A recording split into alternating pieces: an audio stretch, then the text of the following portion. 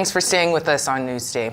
The suspension of Godwin Emefiele as the central bank governor by President Bola Tinubu is still echoing through Nigeria's political and economic spectrums. In a season of deliberate systemic disruptions, the president also signed into law within this week a bill on student loans, but not many would have predicted the sealing off of the 17 local council headquarters in Plateau State by Inspector General of Police Usman Alkali Baba and the suspension of their chairman by the state government.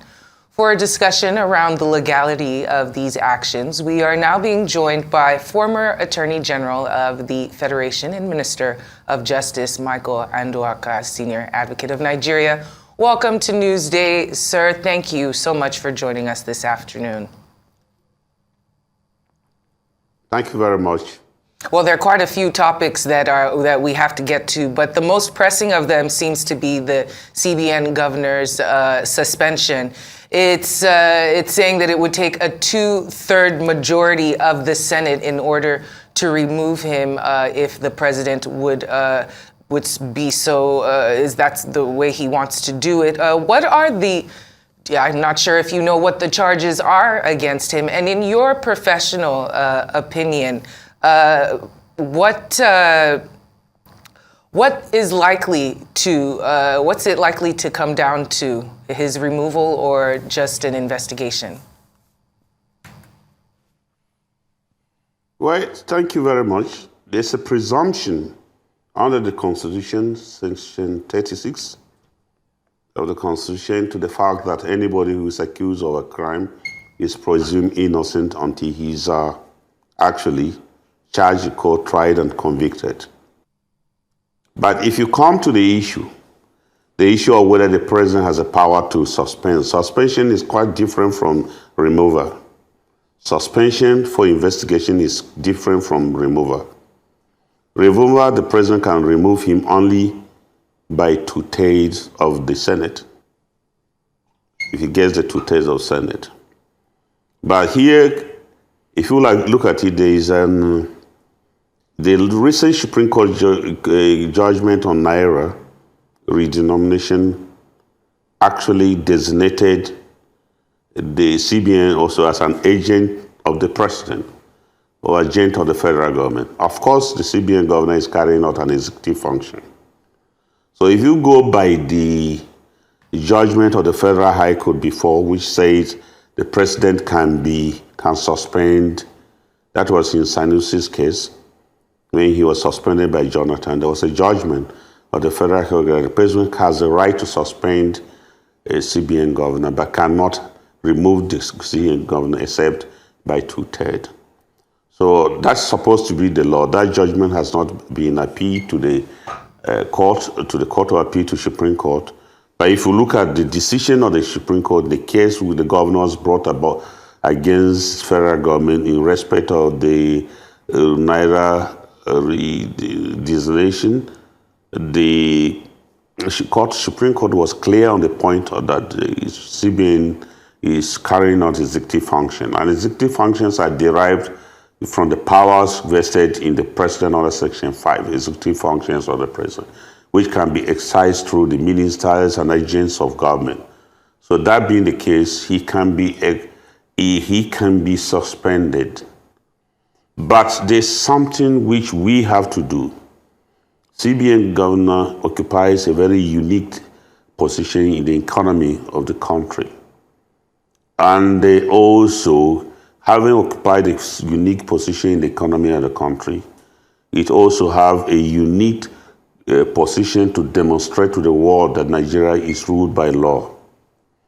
And we have a constitution that stipulates the period within somebody can be arrested and charged to court.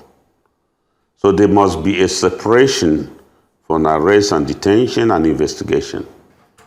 Investigation does not necessarily entail an arrest. But arrest can be made where the person is in a position to interfere with the investigation, or he's likely to escape from justice. But where you detain beyond the constitutional period, then it becomes a problem. And I believe that the wisdom of arresting him, which I don't know, But the law enforcement agencies, especially the SSS who arrested him, should be mindful of the fact that the Constitution says if you are arrested or commission of a crime, you should be arraigned to court within 48 hours. It's a constitutional provision, and I believe if you detain him endlessly, it will paint an international, because arrest of a CBN governor becomes an international issue.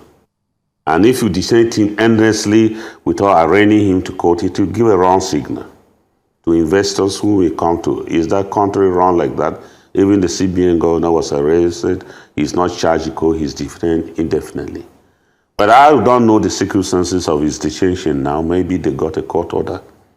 But everything will come to public as things are unfolding.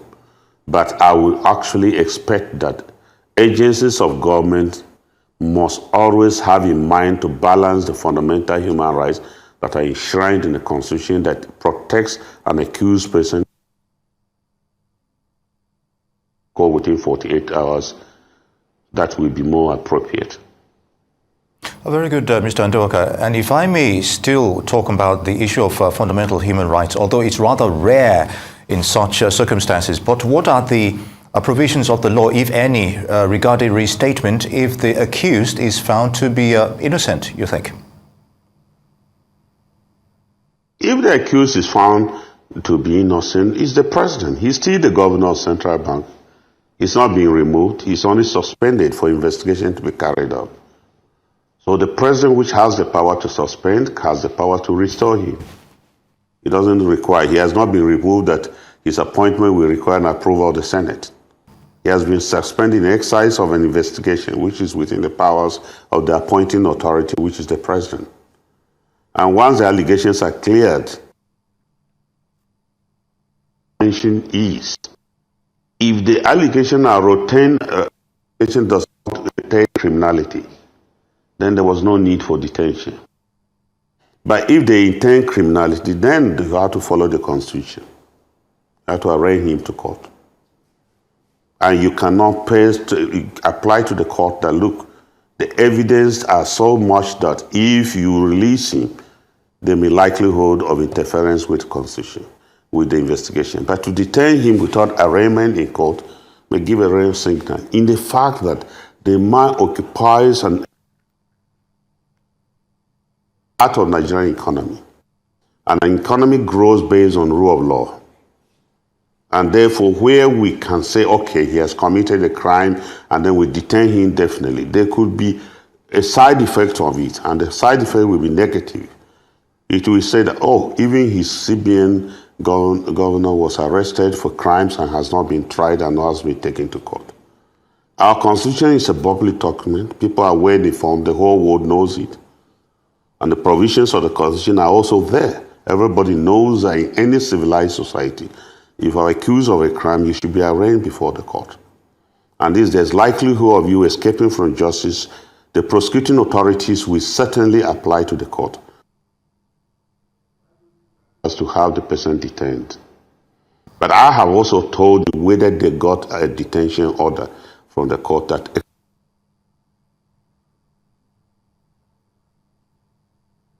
wish, like when I was Attorney General, is that there are safeguards. When you charge somebody to court and he interferes with the investigation, then you can apply to court to have his bail revoked. These are the safeguards prosecutors normally have. You arraign the person on the commission of a crime. He brings sureties. He gives undertaking not to interfere with interference. It's a good ground for you to go to the judge to ask him to revoke. So I have seen the situation as it is. It's a highly toxic and sensitive matter. It is desirable for the system to be cleaned up if there is evidence of crime being committed. But at the same time, society expects that the organic norm of our country, which is the Constitution, should not be disregarded by anybody, including security agencies.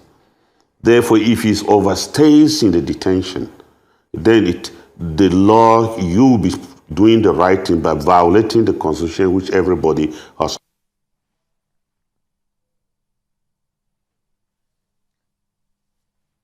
All right, and still on that, the subject of removal or suspension, let's jump to another topic. This one, particularly in the Plateau State Council, wondering in your legal opinion what the legality of the dissolution of the Plateau State Council is. Is the governor within his rights, the new governor within his rights to do so after the local governments could not produce their financial records?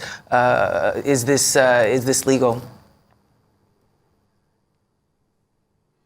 Well, two things are there. If the local government council chairman were elected local government chairman, then I will be acting ultra vires the decisions of the Supreme Court that say elected local government chairman cannot just be arbitrary. But I don't know whether they were caretaker chairmen or elected local government chairman. But I will see, and I don't know where they got the order that he is a Inspector General to seal up the local governments. But this is where a main problem is coming in Nigeria. We are failing to recognize that there are three tiers of government. You have the federal government, executive, and I wonder how you can get a whole local government, 17 of them, you seal it up. That means you are shutting down the whole government. You can imagine if the federal government wakes up one day and says, I'm sealing up all the state government, where such a decision will look funny. So there are certain things we do and the structure of the Nigerian governments. Just like we have the judicial legislature, we also have the federal government, state government, and local government. And revenue allocation is shared on the basis of the legislative councils with powers to impeach a chairman. So I wonder where the interference is coming directly from the state government to the extent that he will cause IG to seal up 17 local government. That is the element of arbitrariness. And I believe that states should be able to follow the laid down decisions of the Supreme Court. The decisions of not dissolving local government has been done severally in Kitty, Benue, several states where Supreme Court has said an elected governor, a local government chairman, can never be dissolved by a state government, except his tenure ends at a fruition of time or he's removed constitutionally by his legislature. Mind you, the local governments also have their laws. Procedures are there for removal of a local government chairman. So where the governor got these powers, I don't know. I have not read the laws, the local government law of Plateau State, so I'm not in a position. But what I am uncomfortable with is sealing up 17, a whole tier of government at Plateau. It's not a good thing to say. And I believe also maybe IG has moved there for the purpose of protection of lives and property.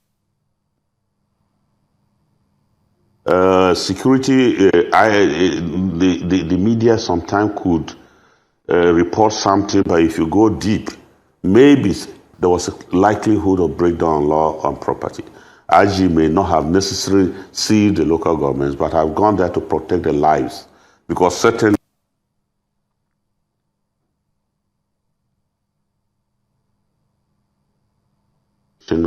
property and IG went there. I don't think AG in his real sense will come and say, I'm sealing up 17 local government. They should not operate as a third tier of government. That will be most unreasonable. Very good, Mr. Aondoakaa, and I'm glad you shed more light on the scenario that would warrant the council dissolution, if any. But I would also like you to delve on the legality of the process of filling in the vacant positions due to suspension, or even on an interim basis of the council and, of course, its members as well. How legal is that? Like you said, it's an elective position. There's no provision. Yeah. I have said qualified that if those local government chair were elected, there's no provision warranting the governor. The governor is my colleague. I expect him to have read the law and seen the provisions of local government should be democratically elected. I think somewhere around the separation of the tiers of government. He should just look at, put himself in a position. This allegation of corruption exists among all the state government. The president will go and say, seal this state because I heard there's corruption. And we should not allow such things to continue in this. We are moving to the 20th century. People who have power should exercise the power with a sense of no basis. The Supreme Court has interpreted this. We should respect the Supreme Court. Supreme Court say you cannot remove an elected chairman except through the process enshrined in the local government law. That is impeachment, or his tenure expires. The governor has no. On which basis? Are you saying all the councillors, all the chairmen were corrupt? I don't see any sense in this. And I expect that the governor, who is my colleague, a lawyer, should try to restrict this. May not have been properly elected, but there's you can try to exercise your power in such a way that reason, common sense, and public policy and the law goes together. This one is, and there's no provision for him to fill up with a caretaker.